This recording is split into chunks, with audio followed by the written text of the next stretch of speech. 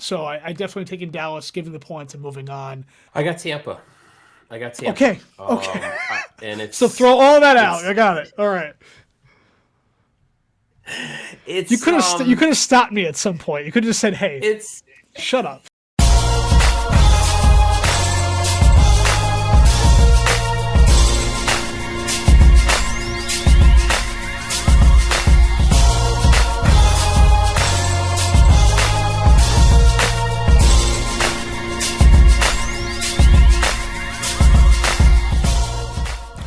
Oh yes, we are back. Sooner than you expected, possibly sooner than you'd hoped. Those Podres podcast, Major J, Sundance Kid, here to lament all things Boston sports, but still try to have a little bit of fun along the way. Yeah, we're back quickly. We got the NFL playoffs around the corner, so this is our NFL playoffs preview special. Playoffs? We're gonna go ahead and focus on that weird tournament that the NFL holds at the end of the season that has like an odd number of teams each conference, 7 now, with only one having a bye, and there was almost a coin flip to determine the home field advantage for some games. Whatever, no big deal. Cool. So we're going to go over that later on in the show. We've got a special guest joining us, Sundance, this week, from the world-famous Bills Mafia. We'll come in, talk a little Bills Mafia talk. Bills got the Dolphins this weekend. Sundance and I are also going to learn how to correctly jump through stat tables that are flaming as well with the rest of Bills Mafia. So stay tuned for that. Make sure you don't want to miss it. And we're also going to be handing in our picks for this weekend's for the playoffs, right through Super Bowl as well, so you can tailor your entire bankroll on us for that. Stick around for it. It's going to be a great time. Sundance, my friend, how are you feeling and what you sipping on? All things considered, the Patriots not being in the playoffs, Trevor Story getting potentially season-ending surgery. I'm hanging in there. This is not bad. As I've said, Not bad. My Minutemen from the North, the UMass Minutemen men's basketball team, has reached 10 wins already, flying way under the radar. Claim on them. Yes, they are yours. That's right. I know I'm in UConn country here, but I'm a big UMass basketball guy. We're gonna try to fit them in a little bit at some point.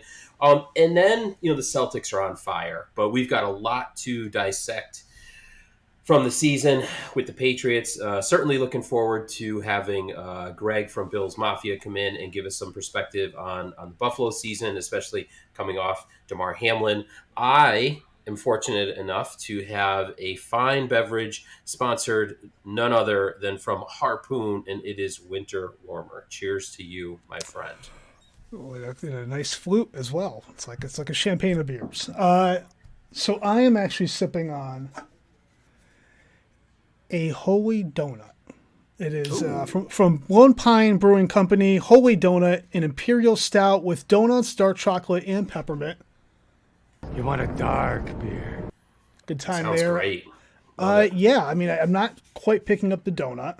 It's not chewy per se, but definitely the dark chocolate and the peppermint. So 2 out of 3 ain't bad. Dark beer! It's a good time. All right, so let's, like you said, we got a lot to talk about. Let's get into our rundown, go through what's the comings and goings of the last week or so. Let's probably, let's get into the Celtics, because the C's are on. We're recording this Wednesday night. The C's are actually taking on the Pelicans as we speak. What's there to say? Still a game and a half lead in the East over Brooklyn, and we've talked about Brooklyn before. They're not going away. It's kind of ridiculous. Milwaukee's still there in third place at 2.5 back. We were just talking about this. We are at the halfway point of the NBA season as this game goes on right now. C's 29-12 at the 41 game mark. So what first thoughts on that? Besides the fact that we can't believe the season's halfway over to begin with, but initial thoughts on where this team is compared to expectations going into the season. I think they're a tick above where we had hoped they would be. I've covered it before. I thought they'd come slow out of the gate and then, build steam. They came right out of the gate, had a little hiccup about a week or two ago, dropped, 3 of 4, 4 of 5, came back down to earth a little bit. But overall, I got no complaints. I mean, you don't have, pretty much NBA Coach of the Year Ime Udoka leading this team. You have Joe Mazzulla. I couldn't tell you who Joe Mazzulla was 6 months ago. I would say he's, probably a chef in a downtown Hartford restaurant. Like I just Joe Mazzulla, who is that? This guy, if you ask me, now he's up for Coach of the Year, at least at the halfway mark, leading the Celtics to where they're at. Tatum and Brown, their laser focus is, just get out of the way. We're on a mission, and anything short of a championship, anything short of it, like it's not talk with those two. Like they actually put it out there on the court. I mean, when a game seems like it just might be slipping away, nope, one of them takes over. So I do think we might need a third scoring option to do damage late in the playoffs. Right? Yeah, I'm gonna say that again. But other than that, Celtics keep rolling, man. Keep rolling. Yeah, it seems they've hit a little bit of, they had a rough, I don't want to say rough, but a mediocre December. I believe they were 8-6 in December. They've turned it on a little bit. They had that road trip where they rolled over Dallas, had a scare in San Antonio where they were leading, kind of blew that lead, came back, scraped out with that win. Then they also did the same thing at home against Chicago when they came back Monday night. Were kind of handily taking care of the Bulls for a while, and they let the Bulls come back in. This has unfortunately become stereotypical Celtics basketball for I don't know how long. But they're able to, the difference being now they're pulling these games out, even with these teams, even when they let these teams back in. Tatum and Brown holding themselves accountable, no nonsense. They're able to kind of help lead and pull these games out, which I think is the difference between teams of the past. I'm not gonna lie, other than say right now as we record this, I have a hard time watching this team. It may just be from a stress level standpoint. It could be being used to thinking I'm jinxing things. Any sports fan knows you turn a game on, you think you're jinxing something, whatever. Maybe that's just me. I don't know, but I assume that's not just me. But I put the game on, 12-point lead goes to 2, and clearly it's my fault, and I change the channel. And that's kind of what I'm sticking with this team now, because they haven't quite gotten me comfortable. I feel like I can watch a whole game. I also can't watch Marcus Smart, but that's a whole nother discussion. We went into that last week as well. But you kind of touched on it. We don't have to go too deep into it, but in terms of this team's identity, they need a third scorer. I think at this point they need a third scorer. Yep. Again, Marcus Smart drives me crazy. He wants to be it. He just doesn't understand that he's the guy on the other side of the ball that makes things happen. He's not a scorer. I'm not sure going to the second half of the season what their identity is truly going to be. Are they going to be a defensive team with Robert Williams back, healthy, etc.? Are they going to try to stretch the floor? Are they, is this we're going to try to outscore people? I don't know if you can necessarily have to put a label on it, but I'm just curious when you look at this team, what do we think of going to the second half of the year into the playoffs? And I think maybe getting or not getting a third scorer might help define that. I don't know. What do you think? Yeah, listen, Sam Hauser started off the first, 2-3 weeks of the season, which feels like it's a year ago, but Sam Hauser was lighting it up, and it was kind of a revelation. You were like, okay, I guess that's why Pritchard's not really getting much run here, but he fell off quite a bit. I love Malcolm Brogdon, but I'm really not certain that he's a third scorer type option when Tatum or Brown has that clunker game, and you're kind of looking for somebody else to pick up that slack. Horford will do it here and there, but he's not going to do it on a consistent basis. As much as he possibly can, right? As much as he possibly can, but can you really expect and count on the poor guy to be that guy game in and game out? Probably not. It's not realistic. He does as much as he possibly can at his age. Yeah. So listen, this is where Brad Stevens is going to earn his money. He's going to have to go out and make a deal for somebody, probably somebody that's, flying under the radar. I don't think it's going to be, like a Trae Young. I think I heard rumblings that he wasn't thrilled in Atlanta. It's probably not going to be that type of guy, but it'll be somebody who's got, quite a bit of upside still left, in the tank. And so, going to be interesting to see who it is. I had my eye on Zach LaVine, but I don't think the Bulls are going to be looking at, letting him, go anywhere anytime soon. Yeah, the Bulls and some of these other teams that had high expectations going into the season, they're going to be kind of curious as far as what they're doing at the trade deadline. You wouldn't expect them necessarily to move their big stars, But teams like that are kind of at a mini crossroads in that, okay, we put together this squad that we thought was going to make some noise. It's coming underachieving. What do we do? I don't have it on me, but Levine's pretty large. I think it became a max extension if I remember correctly. He's got a big deal. So that'll be tough. But no, they need somebody a 2B, if you will, somebody who's not a clear third, like somebody who can really almost be can match. We'll say even Jalen in terms of scoring. If they really want to be that to kind of assure themselves the East here, because Brooklyn is moving. As far as the schedule, like I said, we got the Pelicans right now. Caesar up 44-32 in the second quarter. We got Brooklyn on a back-to-back tomorrow night in Brooklyn, so big game there. Over the weekend, we're at Charlotte on Saturday, at Charlotte again Monday. That's fun to spend a 3-day weekend in Charlotte, I'm sure. Then you got the finals rematch next Thursday against the Warriors, so we'll be looking towards that as well. So between Brooklyn tomorrow night, Golden State next Thursday, a couple of big games there. Charlotte sandwich in between. We'll see what comes out of that.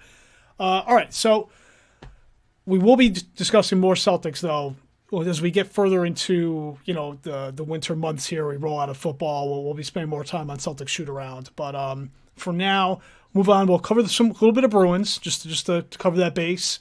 Again, Coach Emmett, we hear you. We got you. So Bruins first in the East, 68 points. Right now, 9 clear Carolina and Toronto, so they're still just doing their thing. This past week, fastest to 30 wins since the 1945 Montreal Canadiens. Second all-time, I should say. Second all-time fastest to 30 wins in 38 games, so 34-4, which is pretty crazy considering what this team was or wasn't expected to do going into the season. So came off a West Coast road trip, 3-0. Going out to finished up in Anaheim, with San Jose, I think the Kings before that. 16-5, they outscored those teams. So they're making noise out there. David Pastrnak, your boy, Pasta, first star of the week last week. 8 points, 7 goals and assists in 4 games played. Had a hat trick at Anaheim. So he's against that in a second.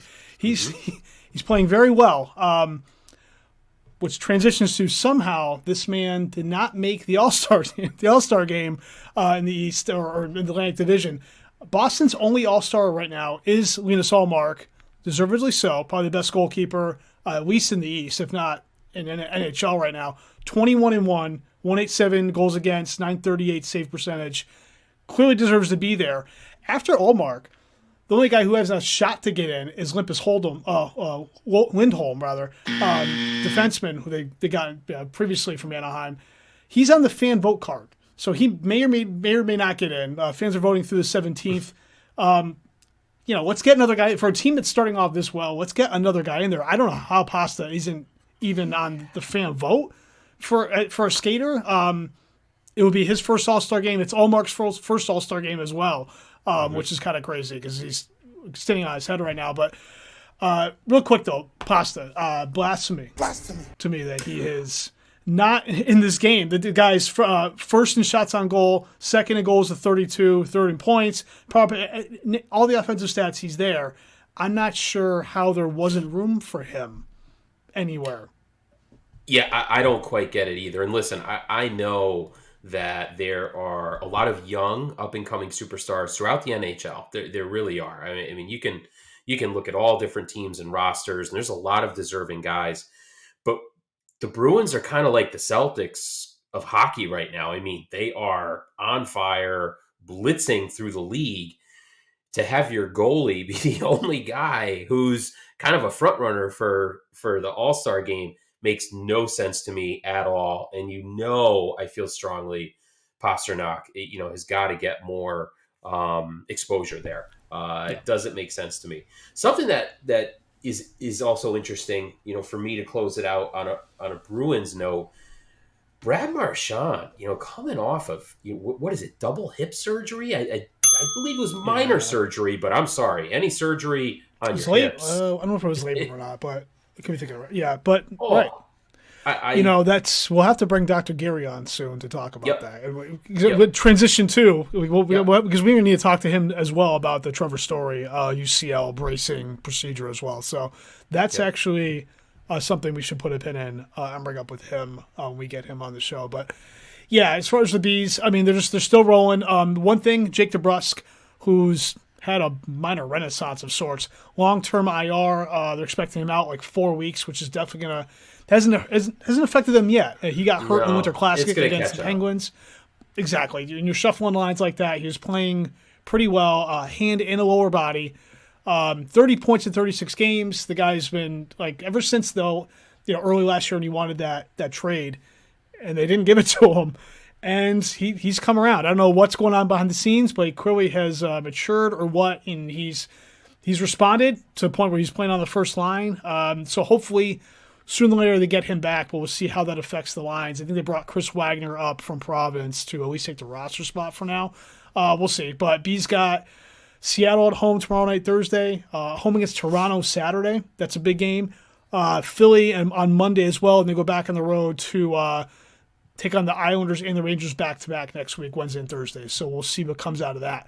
So you alluded to it earlier, and it was brought up again right now, is we're going to just go right into the Sox here. Well, you know what? We'll start off, we brought it up with Trevor Story.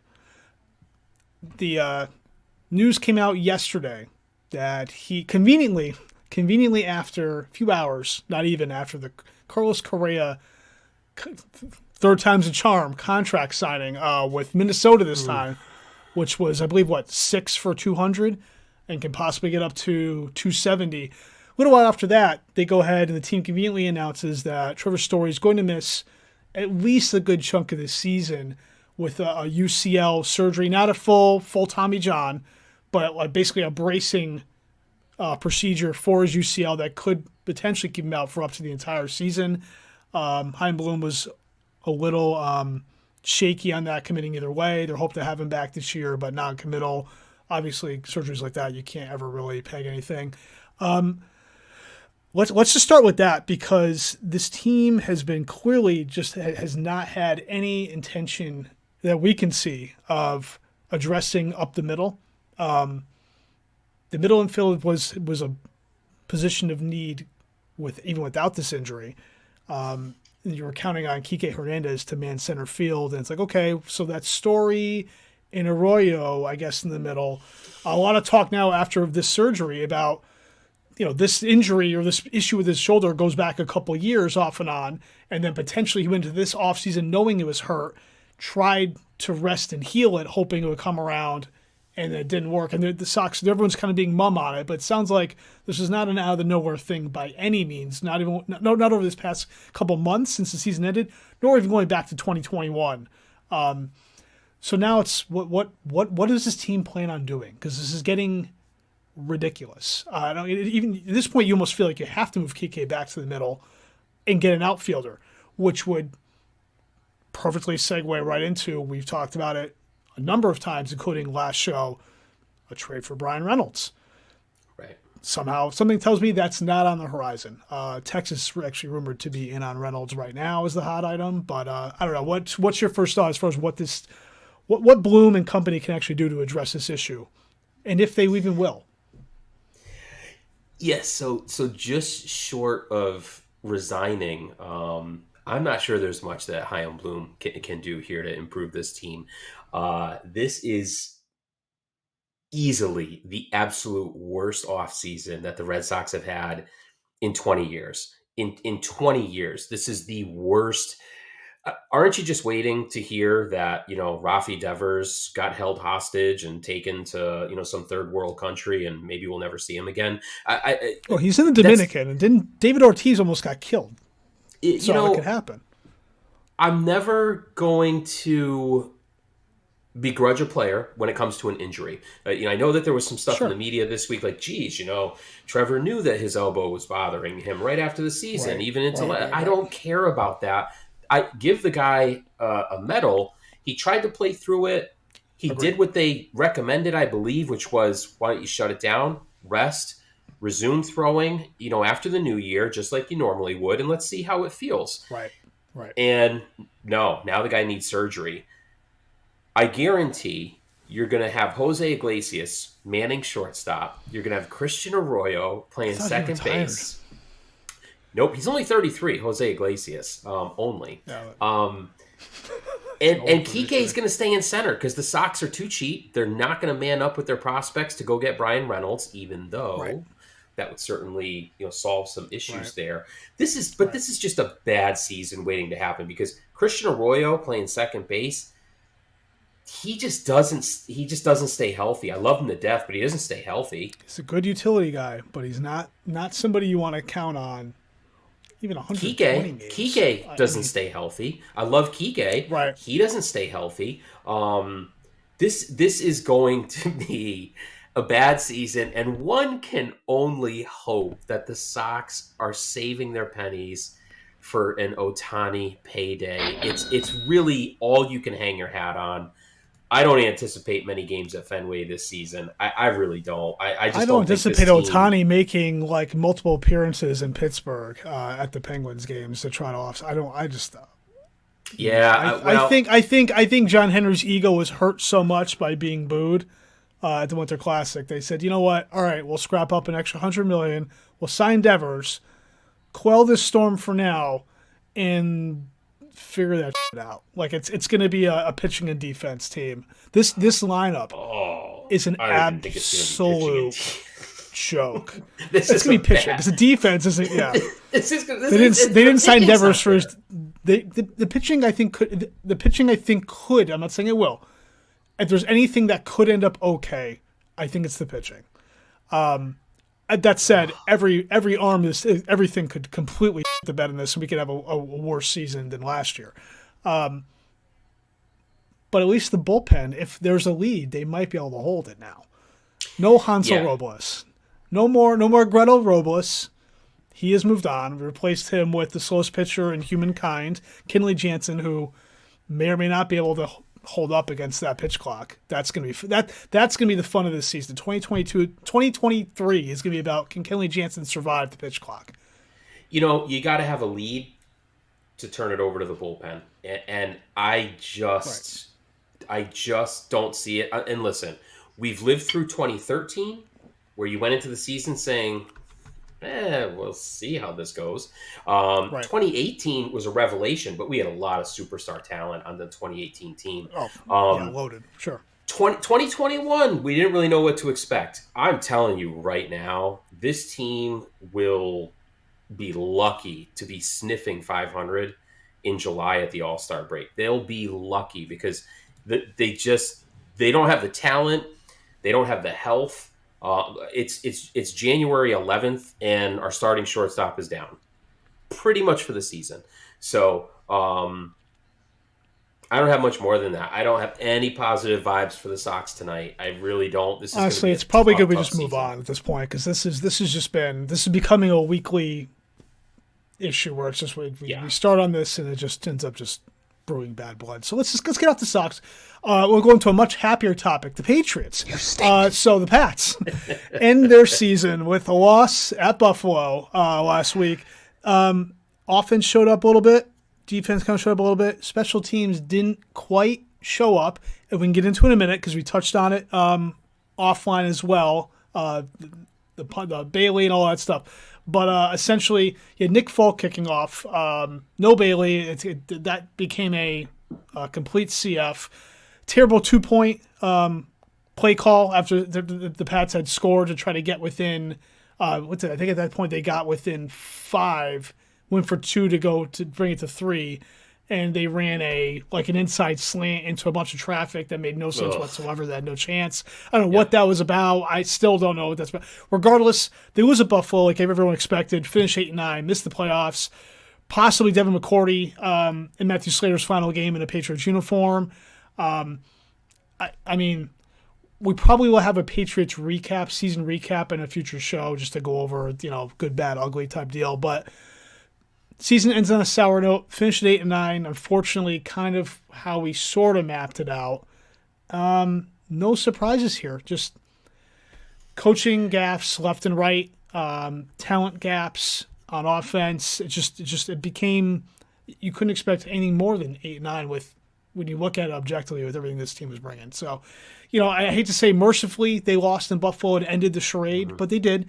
That's it. A couple of things to note, and then you can throw your thoughts in here, but Cliff Kingsbury was fired by Arizona. I didn't think that was going to happen just because of the Me neither. amount of money and the contract that was still owed him. He signed an extension March of last year. Yep. Yep. And he signed through 2027, and they still let him go. So that Yep. tells you that they were all set. GM Steve Keim also resigned due to health-related issues. If anyone out there bothers watching the Hard Knocks in season on HBO, some of that's been detailed. There's been stuff outside the show that also detailed some stuff with Steve Keim that may or may not be health-related, and we won't even go down that road, but methinks it's not health. If it's health-related, it's because he's stressed out that he's going to jail. But whatever. Another hot thing, Gerard Mayo. Teams are on his tail, so to speak, for DC and even head coaching jobs right now. Cleveland's trying to get a hold of him as their DC. Houston, I believe, wants to interview him for head coach. I'm really curious, and this is where I'll turn over to you. The thought of Mayo being hired by another team, not just sought after by another team to take over their DC job, but the thought, I would assume, potentially, he would take it. He would leave here to take a sole defensive coordinator role somewhere else. What does that say? What does that say to Bill, et cetera, about what is going on with this coaching staff and nepotism, et cetera? I think that's a good spot for me to turn over to you and get your thoughts on that. Listen, what does it say to Bill? I don't know that it says much to Bill because I don't think Bill listens to a whole lot outside of his office. It says a lot to us as fans. And I wrote about this on my blog space, Back Bay Nation Sports. It's Bill now. Solid plug. Bill, you cannot listen to anyone when you're winning 12, 13 games a season. It flies. No one questions you. The media thinks it's cute. You develop this persona. But I'll tell you what, you start losing games and falling under 500, and you've got an owner north of 80 years old who's kind of, racing the clock now, and he wants to see more championships. I think Bill's got a little bit more to answer for. It wasn't a hot take when I wrote about it, saying, it's something the Patriots should think about moving on from him because he is in this vacuum where he can do no wrong. What a place to be in where Robert Kraft has to sit down with Belichick and say, I really didn't think that Matt Patricia thing was going to work out. What are we doing with Gerard Mayo, Bill? Because I don't want to lose that guy. And that's a funny thing because Bill's son is also a D coordinator. So that's awkward. There's a bigger question out there right now, and it's what's going to happen with Mac Jones. Bill did not give him a ringing endorsement closing out the season with the media. He said he's a quarterback that can play in this league, and that was about as close as Bill was going to go to commit to Mac Jones. Listen, I'm a Mac Jones fan. When you give him an offensive coordinator, a quarterback's coach, and a little bit more talent, I'm a Mac Jones fan. Some legitimate structure, some legitimate offensive structure that most teams have somewhat in place. Scott Turner was just let go. I'm not saying he's necessarily a perfect fit here. He's probably a better fit in Pittsburgh. But Scott Turner was just let go after 3 years in Washington. I'm curious if they'll start looking that route. We've talked about Bill O'Brien. Is it Nick Haley is potentially up as an option, right? So it sounds like the Bill and Kraft had a meeting this morning. Details weren't specifically released, but it sounds like they are on the same page now. Offensive changes will be coming. We'll see what that means for Matt Patricia specifically. If he gets let go, I think more than likely he's just reassigned within the team because they probably could probably still use him on the defensive side. What he actually did okay at one point. Yep. And you probably see Joe Judge flip back over to special teams as well, which killed the Patriots. And I'm curious for Greg's take on this from Bills Mafia. Again, I wrote about this too this week. I'm sorry, it's simplistic, but you take away those 2 touchdown kickoff returns, and it very well could have been a different game. The game was tied at 14 at halftime as it was. Even with that first opening kickoff return, this team was still playing them neck and neck at halftime, and then things caught up with them. So the fact that, which it was only, again, you could, going into Buffalo, didn't necessarily think that was going to be an upset special, but when you see them hanging around, okay, Mac's playing pretty well, okay, maybe this could happen. Tease. Yeah, baby. But we're used to that with this team. All right, so you alluded to it there. We're gonna go ahead and bring Greg from Bills Mafia on in a moment. Before we do that, real quick, if you're anyone out there watching this on YouTube, again, we always say it, do it. Like, subscribe, comment, turn notifications on, all that jazz. We're on video. We'll be on Spotify or Anchor as well. If you can, click the little bell, all that stuff. Make sure you share us with your friends and family. Get everyone in on it. If you're listening to us on your favorite podcast provider, because we're there on almost every podcast provider now, between Apple, Google, we're on Amazon Music now as well. And Back Bay Nation Sports. We're also loaded up on Back Bay Nation Sports on Substack. Check it out. There you go. Sundance with the plug as well. All of it. Again, 2023, big year for the show. Get on board. Train's leaving the station. All right. We're going to go ahead and bring on Greg from world famous Bills Mafia. There he is. Greg, my friend, how are you? Thank you for joining us. Well, Thank you for having me. Hey, listen, I'm honored. I've known Sundance for, going on like 8 years now, I think. It's a long 8 years. It is a long 8 years, but he's got a wonderful family, great kids. I was fortunate enough to coach his boys in baseball. I was a high school baseball coach, so it's kind of how I met the family. Listen, Greg, we're psyched to have you on. I just want what are your initial reactions from the Patriots Buffalo game? Am I overstating it? How big were those two kickoff touchdown returns? In a way, when Hines brought back that first one, I was sitting actually watching the game with a Patriots fan, and as soon as he caught the ball and broke that first line, I was like, oh my God, he's running this back. There's no other way. Like, This is how this game has to start. Yep. And sure enough, he did that one. The crowd, I wish I was in the stadium. I've been up there about 8 or 9 times. It's electric no matter when it is. But after the whole DeMar thing and losing the game against Cincinnati, losing the 1 seed, and then knowing that DeMar was okay, he was going to pull through that stadium. I'm telling you, my friends were there. They said that the floors were shaking. It's almost like I thought the Patriots were going to fold after that. You guys nailed it on the head. You hung around, as Bill Belichick teams do. And that's why we have that rivalry with you guys. We couldn't shake you. And I think what most people thought was that because of the whole DeMar thing and everything else that was going on, that you guys were going to roll over for us. And I think people forgot that you guys needed to win to get into the playoffs as well. Right. Like, this was a win and in for you. It was a playoff game for yourselves. Yep. So I wasn't surprised that you guys hung around. You guys do have a good defense. We'll talk later on. I know that one of the things we wanted to talk about were, an outsider's perspective of what the Patriots are and how they look and things like that. But for that game in particular, that was a game I very well thought we could have lost. And I think that was a combination between you guys having to win, but also us kind of maybe just being so emotionally drained after a really tough week. Sure. Okay, cool. Well, listen. I got to ask. Yeah, go ahead, Jay. Well, let's just segue right into it. We're going to get to the Dolphins-Bills matchup. I don't know how much of a matchup that's going to be. Tua's not going to play. But let's just stay on the Patriots for a second here. You live in the Nutmeg State here in Connecticut, but you're a big Bills fan, so you get a lot of Patriot stuff in your ear, I'm sure, at times.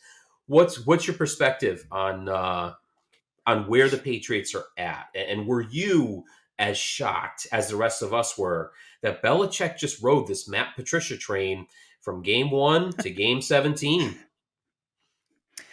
So there's a couple of things on my thoughts on the Patriots. They don't scare us anymore. And by us, I mean like anybody outside of New England Nation. Oh, yeah. Out of Patriots Nation. You guys are what the Bills were for our 17 years of the drought.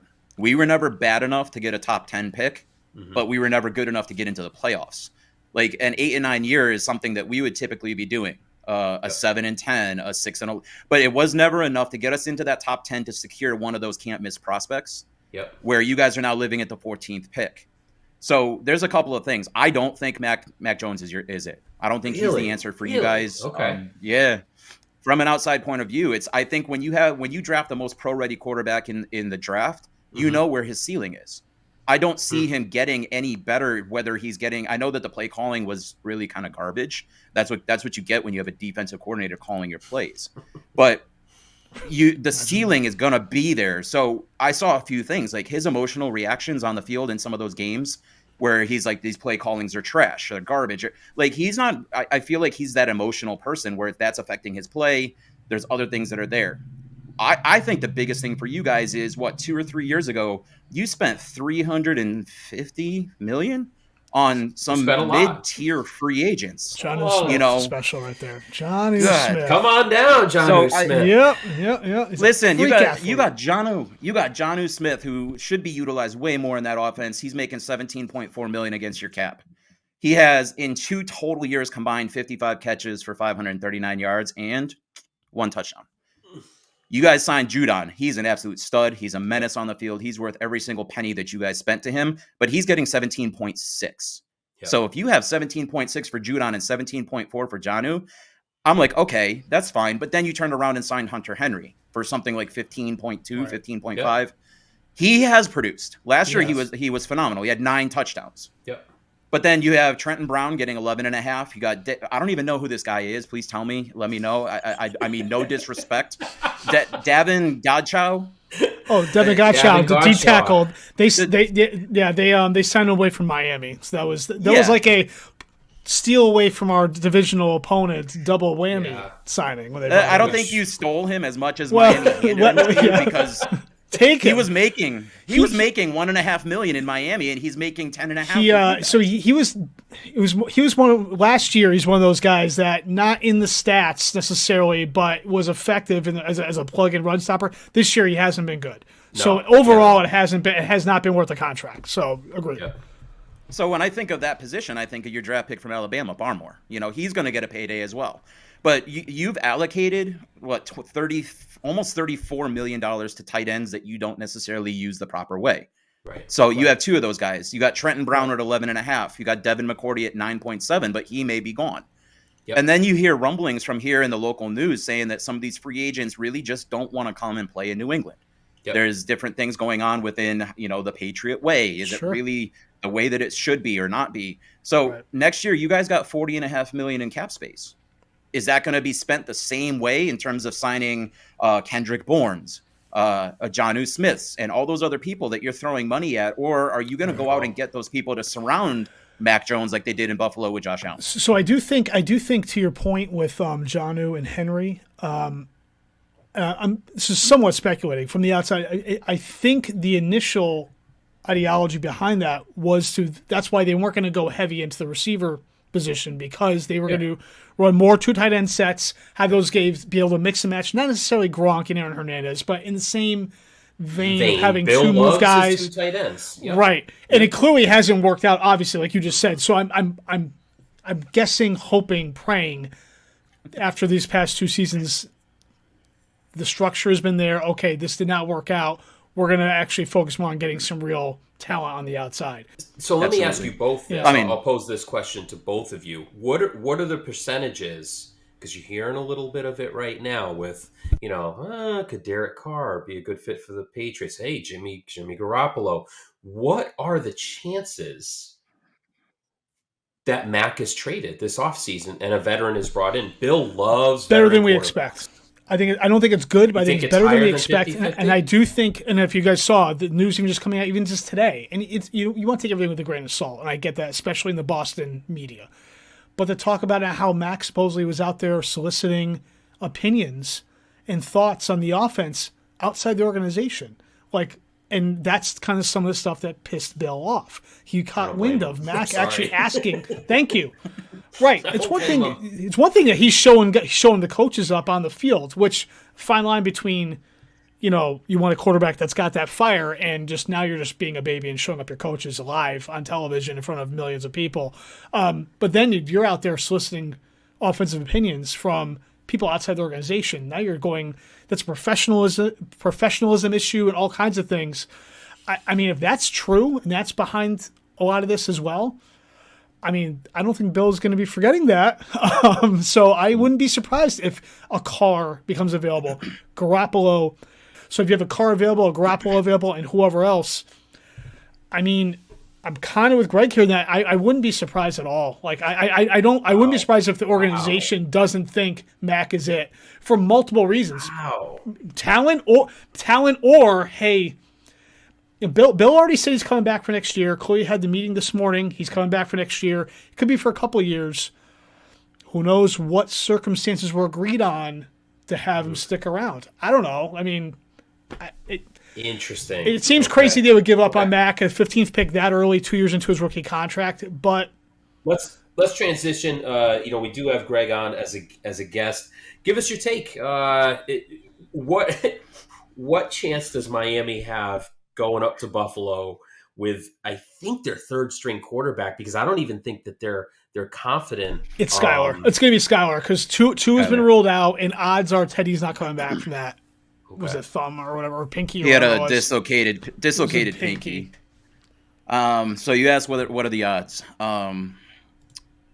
I can't put a quantitative number on that. That's why they play the games. But Vegas can though. Vegas says it's 13 points. It's 13 and a half now. 13 and a half, yeah. Here's a little fun trivia for you because I looked up what's the largest point spread ever in a NFL playoff game. Oh. And do you know who it was? Patriots? No. You gotta hit me with that. I'll give you a hint. It was a Super Bowl too. Wow, it was a Super Bowl. Yeah, and they covered. So it was 19 points. It was San Fran against the Chargers. Jeez. Super Bowl 29. Yeah. Brings me back. Okay. 19 points, and they covered. They won by 26. Oh, sure. So that's the largest one ever. So when you get to the playoffs, you're thinking, oh, my gosh, it's going to be a 3 points, maybe a 6.5. We're playing at home, 2 seed against a 7. It's 13.5. So that's the odds. That's what I'm going to stick with. I don't want to sit here and jinx anything by saying that it's a guaranteed win. Nothing is ever guaranteed in the NFL.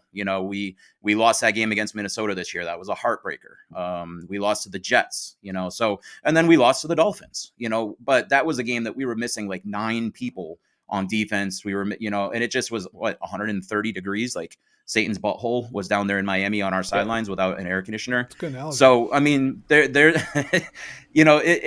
is what it is. And that's why they play the game. You never know what could happen. What happens if Allen gets hurt on the first play of the game?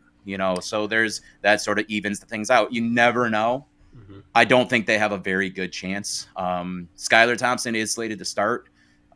He, again, a rookie drafted in the 7th round, similar to Brock Purdy, but Brock Purdy is in a system and a team that has a top defense, a West Coast system where he doesn't need to go win a game. He doesn't need to do any of that. Yep.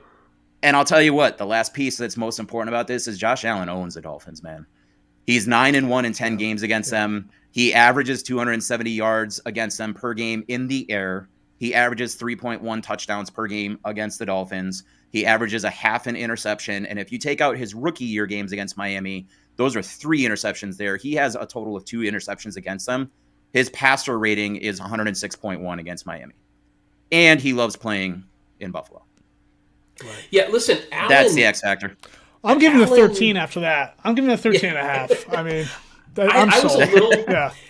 As a fan of as much as one can be a fan of a rival, divisional quarterback, big fan of Josh Allen. Greg, you know that back in the day, Sundance was a Bills fan, right? Did he tell you the story? Back in the Jim Kelly days, the K-Gun. Yes. He's a closet Bills fan. We go over this all the time. Yeah. I tried to deliver that Von Miller jersey behind me to him. Those middle school days were fun. Yeah. So listen. But that's when I became a Bills fan. It was back in the day with we call them the glory years. Jim Kelly, Thurman Thomas, Andre Reed, Bruce Smith. Those are my guys, man. Yeah. So clearly Josh Allen is not past his glory years, but he had a hiccup with the elbow, right? Do you foresee him being good enough, and I mean healthy enough, to get this team past Kansas City, Cincinnati, and into the Super Bowl? Is he good enough? And I mean healthy enough. I don't mean good talent-wise, he's there. But healthy, do you think he's all right? He's looked a little funny at times. An injured Josh Allen is better than 90% of the quarterbacks in this league. Same thing. Fair enough. He ran for 760-something yards this year. He had 7 touchdowns on the ground, 6 touchdowns, something like that. He's the first quarterback in NFL history to throw for over 4,000 yards and run for 750 yards, and he's done it 2 years in a row.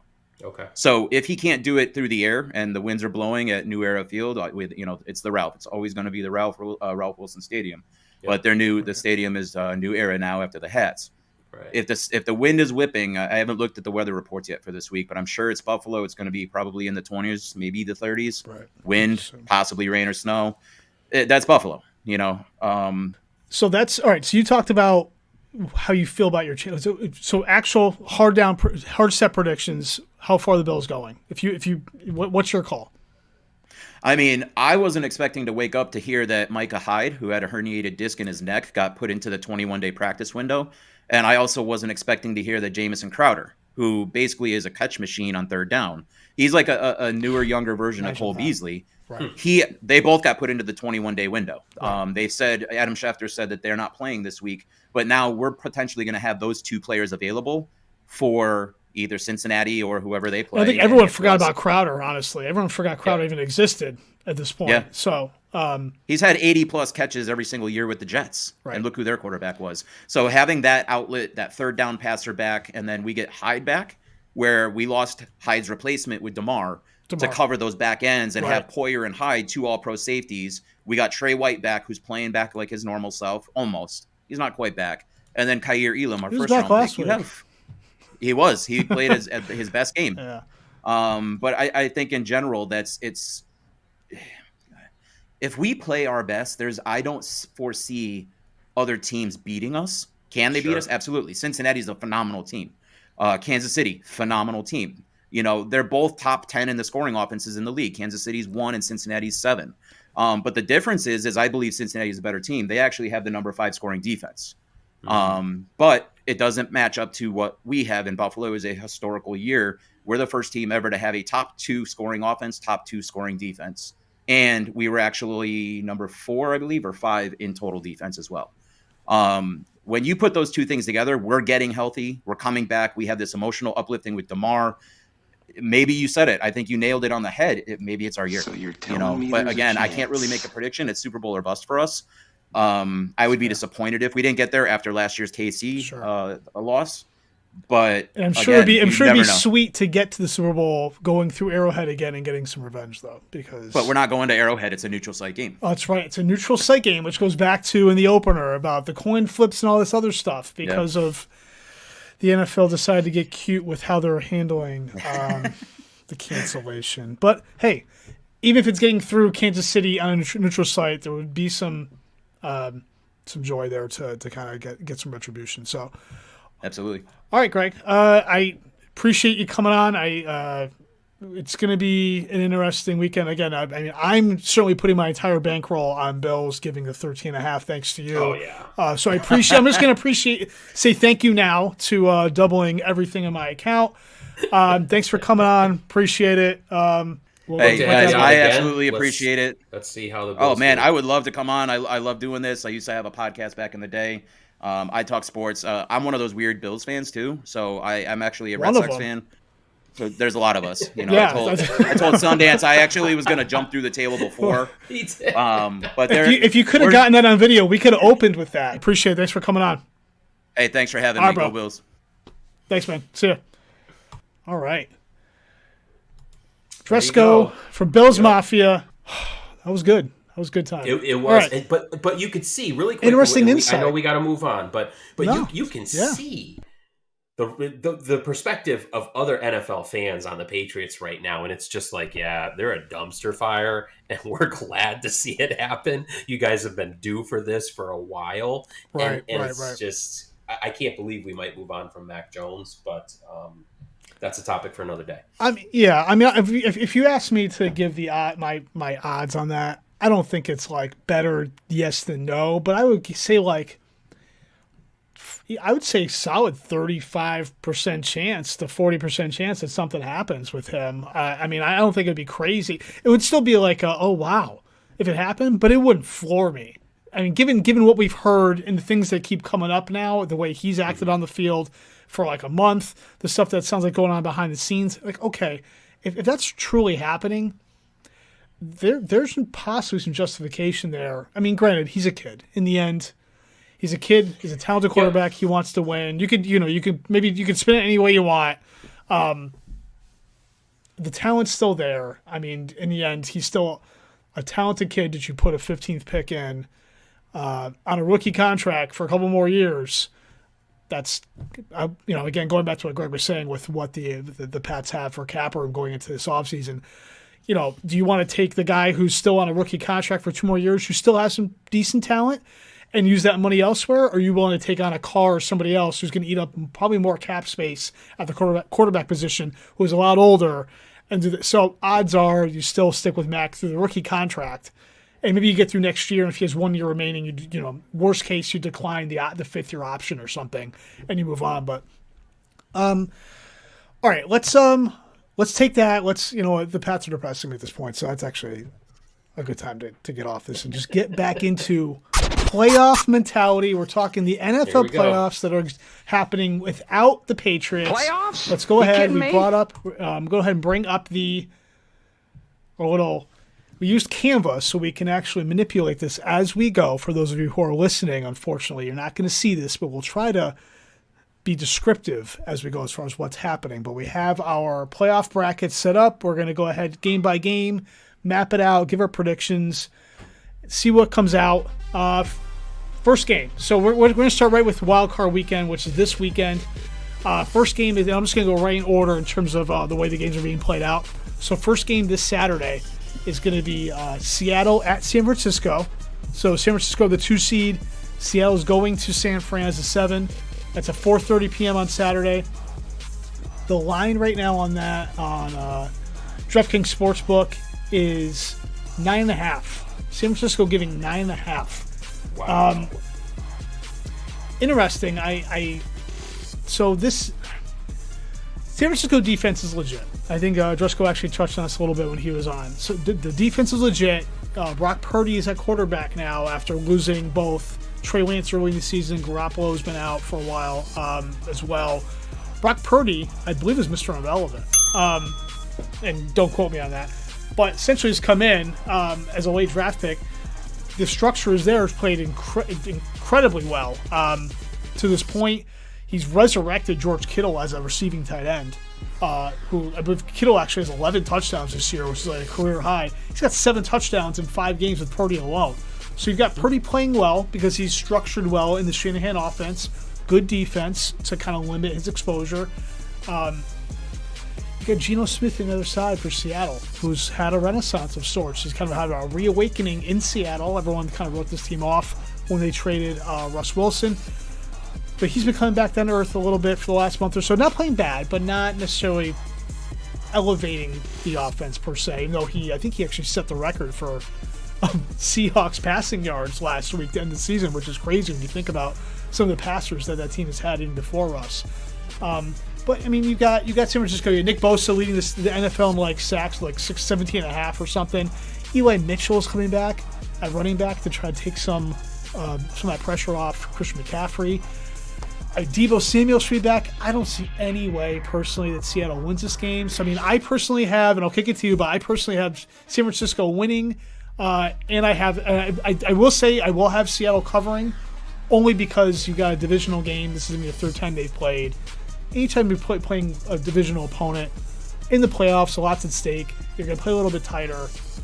I can see Seattle covering, maybe losing by like a touchdown. 9.5 seems a little bit too much, but I don't see any way to win this game. Yeah, no, I'm not gonna go off the rails. Not on this game. This is San Francisco all day, every day. I do not think they will cover. I agree with you. I think Seattle will keep it a game, but San Francisco just has too much going for them on the offensive side of the ball, and Seattle does not. And so I'm going to go San Fran here. All right, I'm actually looking up the Super Bowl props as well. So to win the Super Bowl right now, so for Super Bowl odds right now, San Francisco is a plus plus 500. They're actually third in terms of odds for the Super Bowl. So plus 500, you can get the Niners on DraftKings Sportsbook at plus 500 to win the Super Bowl as a whole. Next game we have is going to be This is actually going to be a fun one. So it's going to be the Chargers, 5 seed, going to Jacksonville. So Duval gets a home game, winning the AFC South 4 seed. They get a home game against the Chargers. That's going to be Saturday at 8:15. Right now, the line on this, let's go back and find that. That's going to be Jaguars. Wow. So Jaguars are giving 2 right now on DraftKings Sportsbook at home to the Chargers. I get it to an extent. These two teams, Jaguars are a great story. I mean, there's no doubt. Like I know as Patriot fans, we don't like Jacksonville based on the older rivalries, etc. Even going back like a few years ago.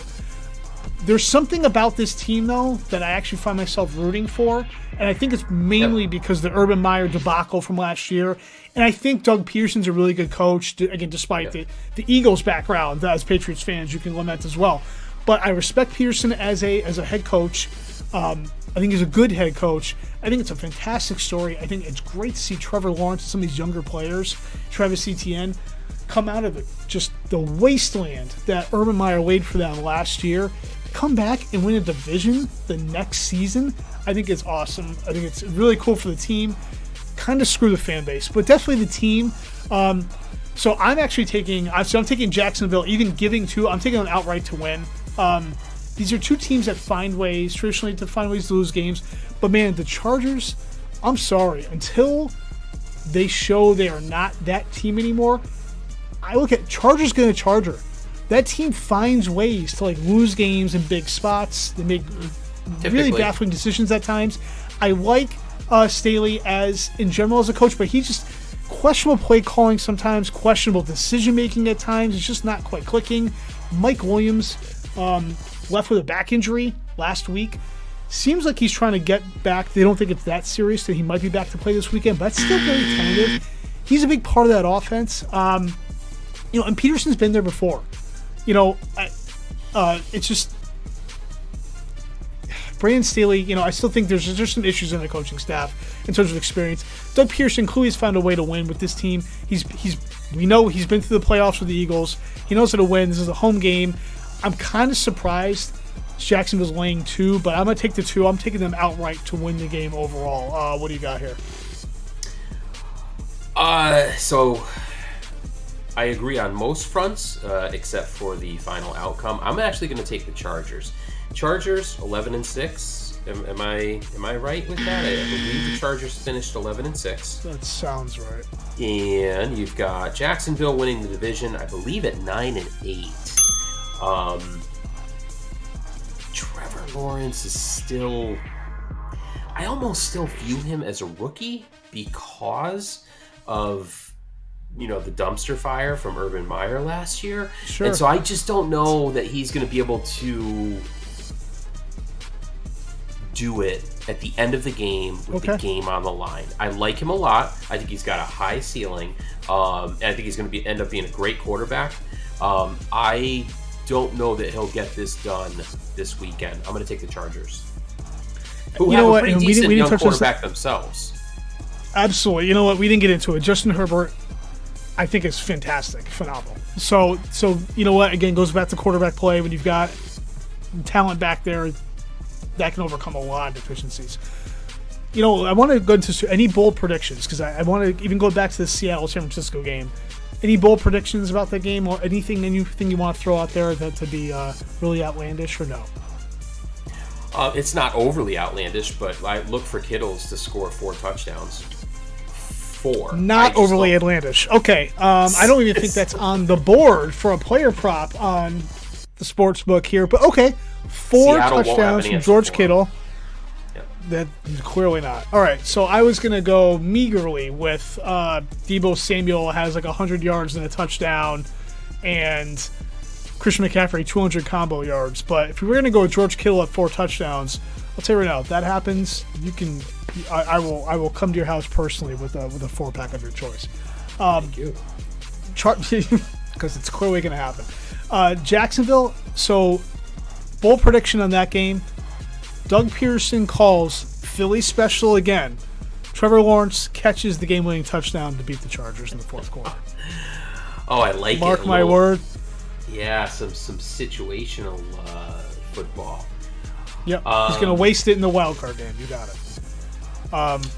For the Chargers game, you know what? I'm going to throw this out there. I'm going to say I think Trevor Lawrence is going to. I'm going to put up 3 interceptions on. I'm going to put 3 interceptions on Trevor Lawrence. I just don't think he has a good game. I think he gets a little bit exposed in this game, and I'm going to go with 3 picks for Mr. Trevor Lawrence. All right, that's bold. Okay, so next game on the docket is Miami. We talked about this a little bit with Greg, so we don't have to go too deep into it. But Miami going to Buffalo. That's a Sunday game at 1 o'clock. As of right now, that line, at least on DraftKings, is presently at 13. Buffalo getting 13 points. We've already covered it. Skylar Thompson likely to be starting for Miami. When they don't have Tua, I mean, Tua's had his own issues here and there, but clearly that offense runs a hell of a lot better when Tua's behind center. With Skylar Thompson directing the offense, I mean, you've already, I believe they've actually lost Raheem Mostert at running back as well for this game. So you got Jeff Wilson and his another cavalcade of running backs behind him. I don't know. I mean, we covered it already. I think Buffalo clearly wins the game. Do I think they can cover? I think they can cover. I'm not sure they do, only because, again, as I spoke with the Niners in Seattle, you've got a divisional game, third time playing this season. Both the first 2 games, granted, different circumstances a little bit. Both games were close, I think, within 3 points. Miami lost at Buffalo week 15, 32-29. Again, a little bit different. We've seen what Skylar Thompson can and can't do. So I'm going to go ahead and say Buffalo wins. They don't cover. They'll win by like 10 or 11 or something, again, just because Miami finds a way defensively to keep it a little bit close. Buffalo coming off the emotional win last week and everything with Hamlin. Maybe, not that going to the playoffs isn't emotional, but brings it back a little bit. That's just my call. My bold prediction, though, is Josh Allen rushes for 100 yards because he's a freaking thoroughbred. What do you got? Love the bold prediction. I got Buffalo in this game. They will cover. Here's my bold prediction. It's a 7-point game going into the fourth quarter. That's my bold prediction. I don't necessarily think it's going to be 24-7 Buffalo going into the fourth. I think it's going to be something closer to close-ish, a possession. Yep. Okay. Yep. Absolutely. Do you think Buffalo covers the 13? So probably not. Yes. Oh, I do. I think in the end they do. In the fourth. Think they're up. Okay. I think they're up 6 or 7 going into the fourth quarter, and then I think they just pile it on in the fourth. All right, great. All right, next game. We're going to move on to the Giants taking on Minnesota Sunday at 4:40. This is actually a rematch of they played like 3 weeks ago, right before Christmas, in Minnesota. It was actually one of the better games of the year, taking away Minnesota's crazy comeback of biggest comeback in history. But Minnesota won that game 27-24 on a late field goal as well. So it's kind of a rematch of sorts. These teams know each other from playing each other recently. I'm not sure. So I'm taking Minnesota to win. The last I saw was at 3. They were giving 3. Let me check this out. So as of right now, Minnesota's giving 3. I'm calling that a push. I'm seeing Minnesota wins by 3 again at home. Give or take the same way. I don't know. Giants are a good story, man. Brian Daboll, I was rooting for him coming out of Buffalo, going to the Giants to take over this team. He has made Daniel Jones, at least for a season, a legit quarterback. That he's played really well. He's running like everyone thinks about rushers like with like Lamar Jackson, running the ball, or even Josh Allen, or Jalen Hurts. Daniel Jones was up there with those, maybe not with necessarily Hurts and Fields. But Daniel Jones was up there in terms of rushing yards for quarterbacks, and you never really would think of it that way. But he's getting it done with his legs. He's playing well. He's being efficient. Saquon Barkley's had a better renaissance this year. I think he's worn down a little bit, which factors a little bit into my call because they've used him so much. He's wearing down a bit. It seems like other than last week. I think the star power will lean to Minnesota. I'm a big Kirk Cousins fan. He can eat it occasionally, but I think he's better than he gets credit for. Justin Jefferson had an all-time season this year, so my bold prediction is Justin Jefferson goes for 200 yards receiving in this game, and Minnesota is able to pull it out at home, despite the fact that Minnesota's not as good as their record.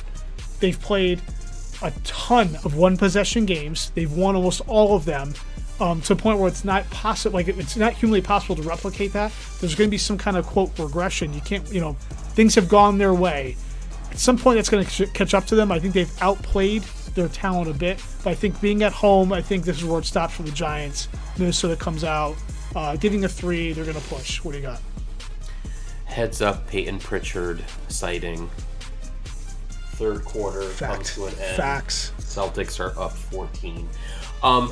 You know what? I'm going Giants here, and I'm going to tell you why. Okay. I think Big Blue plays big for Brian Daboll in this game. I really do. I think Daboll has got his players buying in, and I think he's gonna raise that emotional level for them. You got to remember, Daniel Jones, he's not a second-year rookie. He's been in the league 5 years. So I kind of crazy thinking about that he's playing on his 5th season, his option year for the Giants. You know what? I'm to your point. Minnesota is not as good as their record alludes to. I'm going Giants here for the upset. I'm going to go with Giants for the upset. And I am going to call Saquon Barkley throws a touchdown pass. That's a bold statement. That's bold. Again, Are you in complete disbelief? I don't know that we have the time for me to find that player prop on the book, but it's probably plus $1 million, so you should bet that. You as in Sundance, no one else listening to the show. Sundance should bet that. All right, so that's okay. I like it. So you got the Giants with the overall upset, getting the 3. Love it. All right, so that brings us to Sunday night. That's Baltimore. We touched on Cincinnati a little bit with Dresko on earlier. Baltimore going to Cincinnati Sunday night, 8:15 game. Right now, that line stands at the Bengals giving 8.5. I think a lot of that's because of the quarterback uncertainty for Baltimore right now. You have Lamar Jackson, who had what was thought to be a minor PCL injury a month ago. Oh, he'll miss a game or two, max. He's not played since. He still has not practiced as of today. Odds are that means he's probably not playing, because the guy hasn't played in over a month. If he hasn't even practiced, can't imagine you throwing him out there in a playoff game. I'm pretty sure John Harbaugh even said as much, that he needs to practice before he plays. So I'm essentially thinking Lamar Jackson's out. Backup Tyler Huntley, who at times has been serviceable behind Jackson, also dealing with an injury where he can't throw the ball. So that brings us to third string Anthony Brown. Listen, the Ravens offensively, like Lamar Jackson hasn't played well, even when he was healthy, hadn't played well since the beginning of the first month of the season. It's like literally September. They have a good defense. They invested in that defense. They traded for Roquan Smith from the Bears. Just gave him a massive extension. Defensively, especially with the pass rush and shutting down the run, Baltimore I believe can hang in this game generally. But as Dresko mentioned earlier, I have to agree, Cincinnati could really be playing the best football at anyone in the AFC right now. Yeah, this is a home game. I don't see any way Baltimore wins this game. This to me is a hands down, I don't want to say an easy win for Cincinnati again because of Baltimore's defense, but I think Cincy does win this game. The offensive talent's there.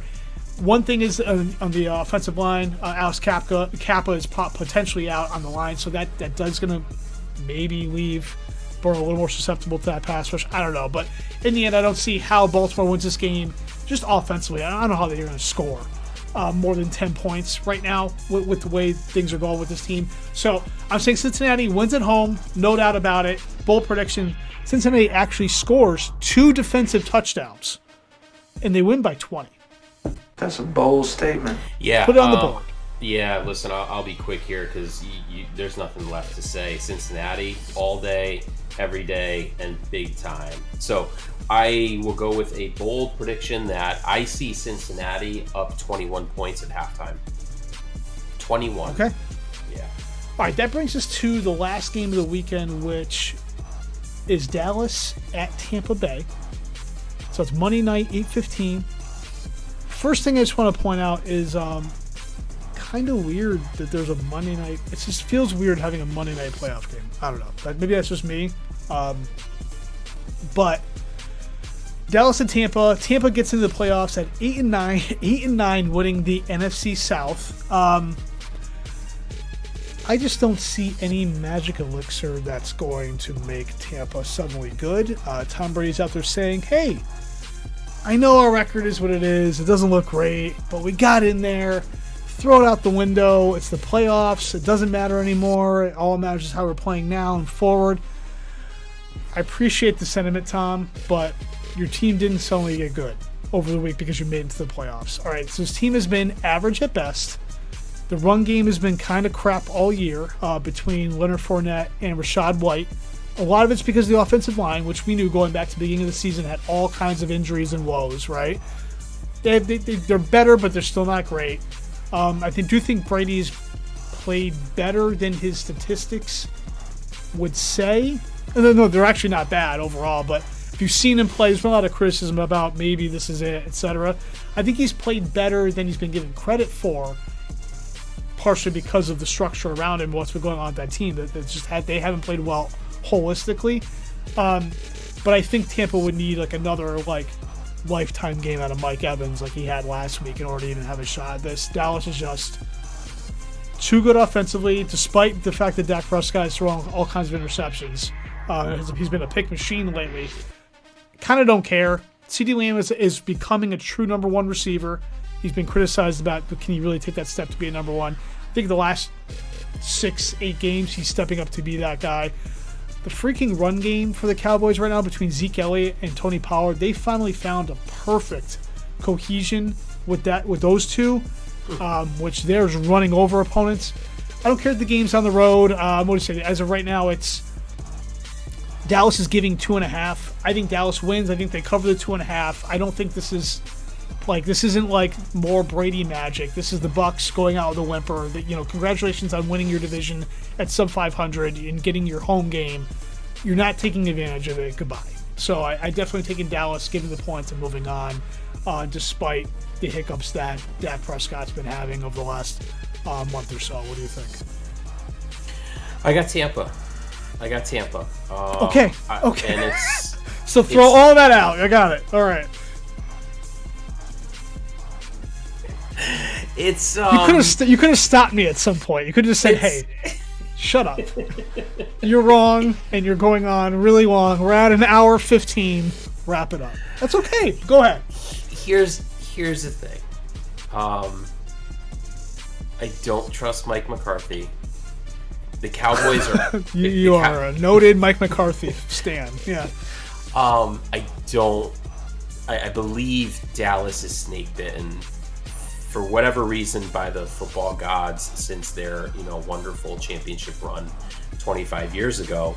And Tom Brady, it pains me to say it, but just cannot ever be counted out.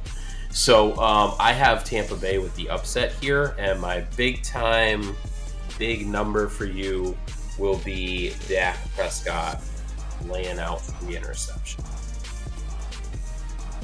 Okay. All right. So my bold prediction here is it's maybe not that bold, but it's that once this game is over, I'm gonna give it. Well, it'll be after the Super Bowl, but this will be Tom Brady's final NFL game. That's my bold prediction as far as this goes. Yes. No, yes. I disagree. But you can disagree all you want, but that's my call. Brady, I think this is Brady's final NFL game. I think he is just, after this loss, is going to say, you know what? I'm good. Ish. All right, so now we covered this weekend's games. Let's quickly run through and give our predictions based on this, right through the Super Bowl. So let's start up top on the bracket here. We each had, you had the Chargers, I had Jacksonville. Either way, based on the fact that we have the Bills playing the Bengals, one of those teams will be going and taking on Kansas City in the divisional round. I mean, I don't see how Kansas City doesn't beat either one of them. Yeah. So I'm going to go Kansas City, Buffalo on that side of the bracket. All right. So so on the fly, I am going to agree with you because all of a sudden I think that is going to be too big of a test for Burrow and company. So we're going to agree on that. An AFC Championship game on a neutral site for some God-forsaken reason. Who do you have going to the Super Bowl representing the AFC? Buffalo. Yep. I think this is Buffalo year. on the neutral. Do you think this is Buffalo's year? All right. So you have Buffalo going to the Super Bowl for the AFC. I am going to take Kansas City. I've seen enough chinks in the armor, if you will, here and there with Buffalo, where I think Mahomes is step by step making himself a Hall of Famer already. The guy just set another record. I believe he just set the record for passing yards last week. I just don't see that ride ending. So I'm going to take Kansas City to get back to the Super Bowl again, taking Buffalo on the neutral site. All right. NFC. So we both had San Francisco going to the divisional round, likely to have a home game. Well, they would have a home game. So they would. So you had the Bucks, you had the Giants. I had Vikings and Cowboys. We both disagreed there. So for you, they would be taking on. Well, for you, they'd be taking on the Giants because the Giants would be the lower seed and they reseed. So Eagles, Giants. Who do you have? NFC Eagles. East showdown. Eagles. Yep. Tough one there. I know. Yep. Tough one there. So in my scenario, the Eagles would have the Cowboys. Yeah, it ends for the Cowboys there. I'm sorry. They're going to have Hurts back. I don't see... And this is where I do think your Mike McCarthy criticism is coming to play. I mean, he's not the best head coach. And this is where he played himself out of the playoffs. So I'm with you there. Eagles moving on. So in terms of the Niners would actually have, in your scenario, where they would have the Bucks. I'm assuming you think the Niners. I'm not going to put words in your mouth. Would the Niners move on past the Bucks, Sundance?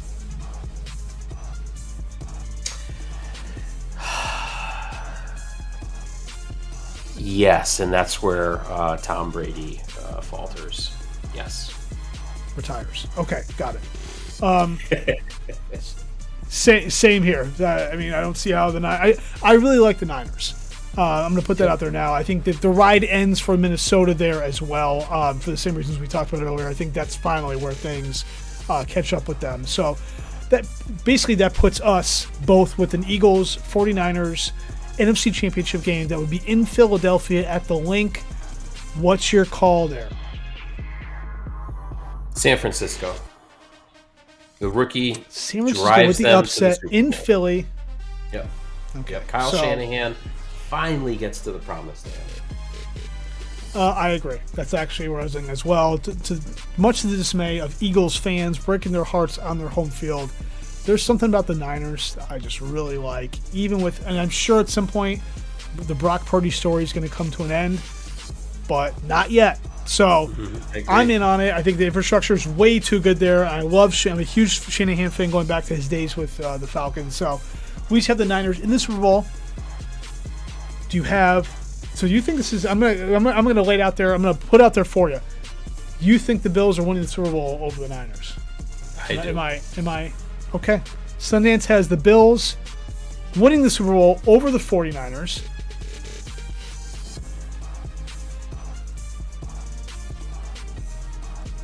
For me, wow. 49ers have just been go so ahead.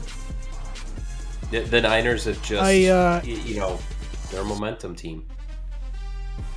I was never a Niners fan as growing up at all, but only the last recently am I starting to just really appreciate what maybe the coaching job Shanahan's doing, the defense. I don't know. Maybe secretly I just want to move to California, but that's where I think the Brock Purdy story comes to an end, unfortunately. And I'm just gonna. And you know what? It's chalk. It's chalk. But Andy Reid, Mahomes. Yep. Oh, this is tough. This is tough. I want to take the Niners, but that story's got to end at some point. The experience, the coaching, Mahomes. I mean, Mahomes is just on a rocket ship to become already one of the greatest quarterbacks players of all time. I'm going to take the Chiefs. I'll take home another Super Bowl. So those are our predictions. I don't have anything bold beyond that. I'm just going to say, shockingly, Mahomes, another Super Bowl MVP. I know, that's tough. Yep. It's probably like minus money somewhere in the book, but whatever. All right, those are our predictions. We'll see in a couple weeks when we come back how those are even looking. They're probably going to be awful. But we'll check it out. It'll be fun. It's all in good fun. All right, so we got to wrap this thing up. Let's get a little 3-and-out action, and we'll get out of here. I'm going to take first down on this. So switching it up, we'll get out of football a little bit. First down for me. You're familiar with Mike Greenberg on ESPN, correct? Sure. I'm sure you are. Everyone knows Mike Greenberg. He used to be on Mike and Mike in the morning with Golick. Now hosts a little show called Get Up, I believe. Correct. I don't know if you've actually watched the show Get Up. But my question to you and anyone really is, and we're going to go ahead and get this out of here. My question to you and anyone who might have an answer is, Mike Greenberg, what happened to you? Because the man has really kind of become a caricature of himself. If you listen to him introduce the show in the morning, wake up. He just his voice just sounds like he is like a carnival announcer, like leading the show all day. And it's just like, you sound really fake now. Like it was before, used to be kind of fun fake with Golick on radio or even on TV. Now it's just like, what's wrong with you? Who's making you talk like this? Like, why are you hosting the show entirely? Like, he's become like a joke of himself. But that's really my first down is Mike Greenberg. What happened to you? Because I'm at the point now I won't watch Get Up anymore, and it's mainly because of him. The whole ESPN cavalcade of personalities rolling through, other than Dan Orlovsky, who I absolutely love, I'm kind of all set with everybody on there. Ninkovich occasionally is good, but Greenberg has soured me to the point where 8 o'clock comes around and I move right on to like Good Morning Football and NFL Network. 9 a.m. I throw on Hot Stove on MLB Network. I want nothing to do with Get Up. So that's my first down is Mike Greenberg. You've ruined ESPN for me. That's basically what I'm saying. So wow, ruined ESPN. That's strong. ESPN mornings. ESPN mornings. I'll walk it back a bit. ESPN mornings. What do you got? Second down. Okay. I'm actually going to piggyback that with something that I've discovered recently, probably in the last month or so. And that's the Rich Eisen Show, which you can find on the Roku channel. And I know many of us have Rokus in the house. My wife hates ours. I would love it. I love Rich it. Eisen, Big Roku fan. I got to tell you, Rich Eisen has phenomenal guests on. He really does. He had on, I want to say Andrew Whitworth just yesterday, who was giving some great analysis on the Patriots and Mac Jones. Rich Eisen Show. Well done. Well done. And if you want to take a break from the Dos Padres podcast and get your sports fix on, check out the Rich Eisen Show. I get a lot of my stuff there now. Well, it's funny you should say that because at this point, people probably are looking to take a break because we're an hour and a half in. So that's nice of you giving people options. We appreciate that. Before you leave, though, make sure you like, subscribe to notifications on, rate, review, etc., etc., etc. Great segue, so I don't have to plug that again later. Appreciate you sticking around this long at this point. Anyway, all right, third down, and we'll get out of here. Cooper Manning, the forgotten Manning, if you will, has really made himself a star on the Caesars Sportsbook app commercials with JB Smoove and his brothers.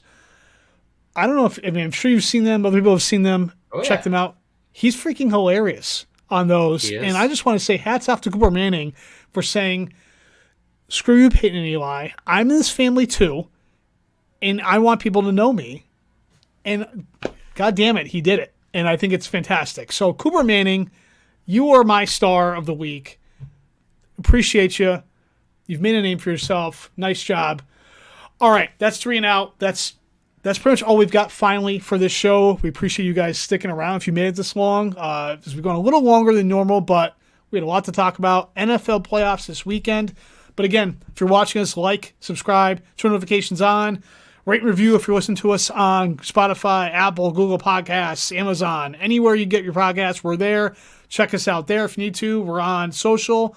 You guys probably already know by now, but the number 2 Padres Pod on Instagram, Twitter, TikTok. We're on Facebook.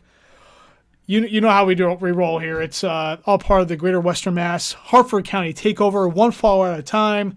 2023, the year of the Padres Takeover.